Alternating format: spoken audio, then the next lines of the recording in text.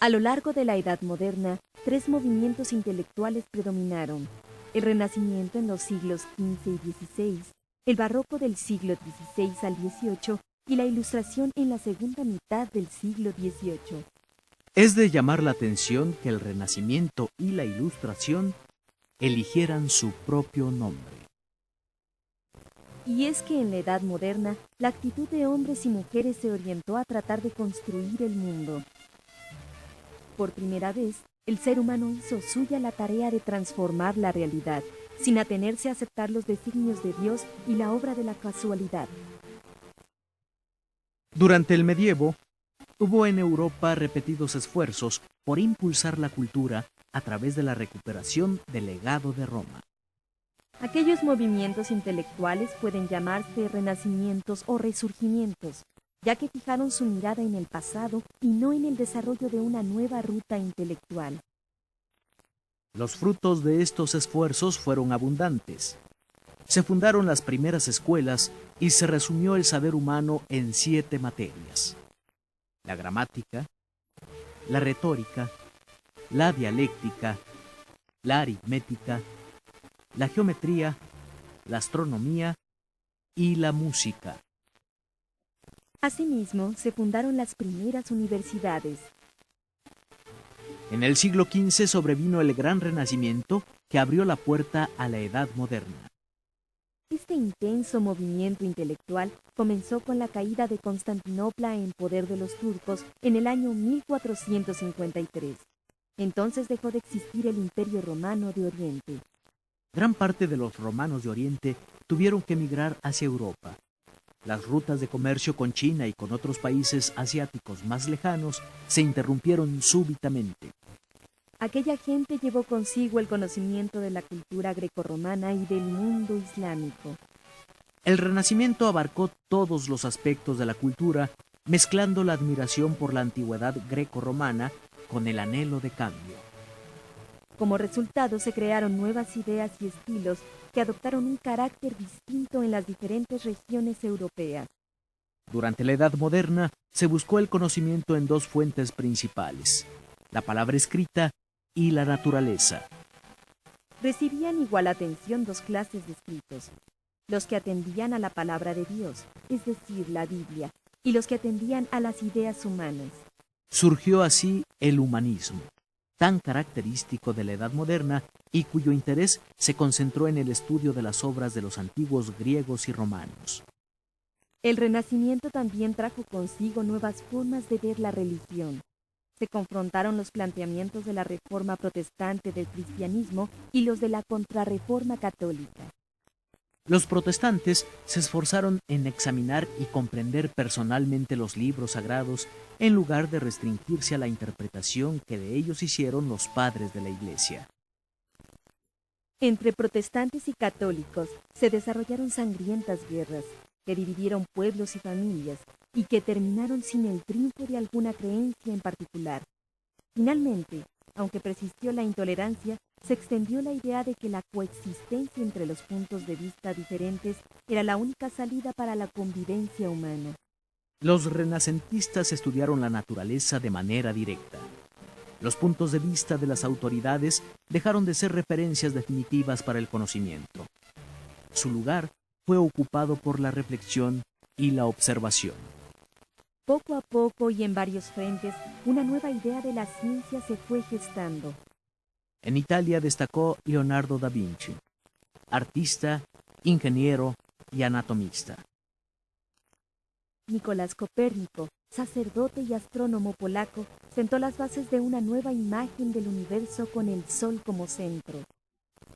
El danés Tycho Brahe elaboró una colección de datos precisa y cuidadosa sobre los cuerpos celestes.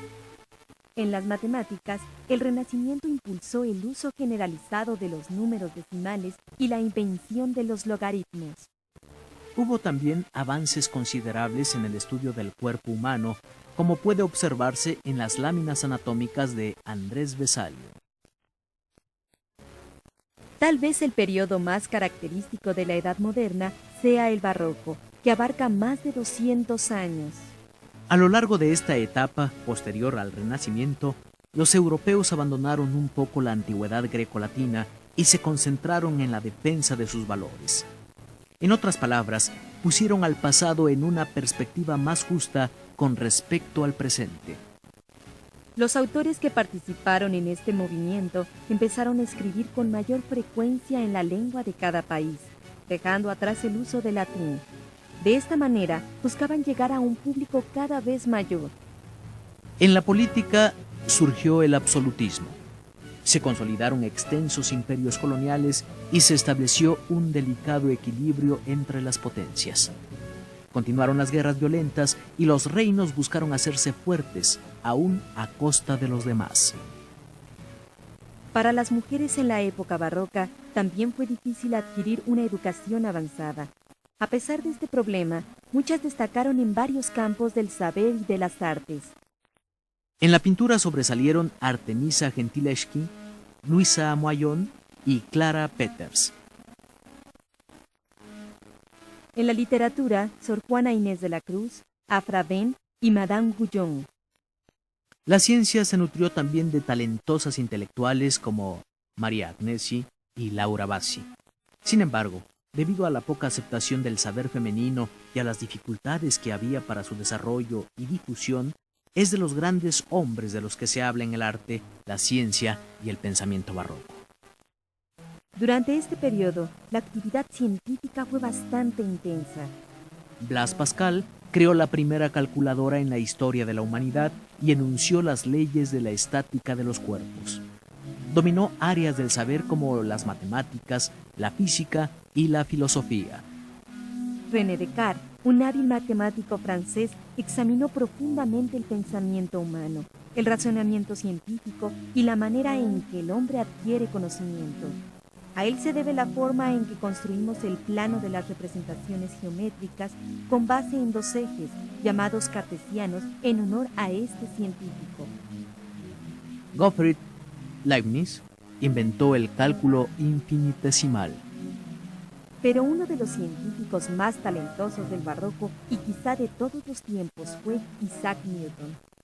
Newton sintetizó y explicó en su obra todo el saber que hasta entonces existía acerca del universo.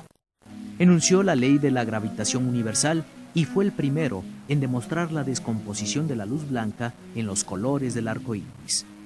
La obra de Newton representó un avance muy importante en la comprensión de los fenómenos físicos que nos rodean y revolucionó los planteamientos de la ciencia. El barroco fue una etapa muy interesante porque en ella convivieron, se apoyaron y se contrapusieron tendencias y movimientos sociales, económicos, artísticos, científicos e intelectuales muy diferentes. La mayoría de la población era rural. Persistían en el campo la servidumbre y el régimen feudal. A pesar de la crisis económica y la disminución de la población que tuvieron lugar en el mundo durante el siglo XVII, se presentó un crecimiento económico acelerado. Las condiciones de vida mejoraron, sobre todo en las ciudades. Sin embargo, el entorno urbano carecía de muchas de las comodidades y la higiene que actualmente nos parecen tan naturales. Eso explica las terribles epidemias de aquellos tiempos. No obstante esas enormes dificultades, el periodo barroco nos legó una herencia de incalculable valor y gran belleza en todos los aspectos de la vida humana.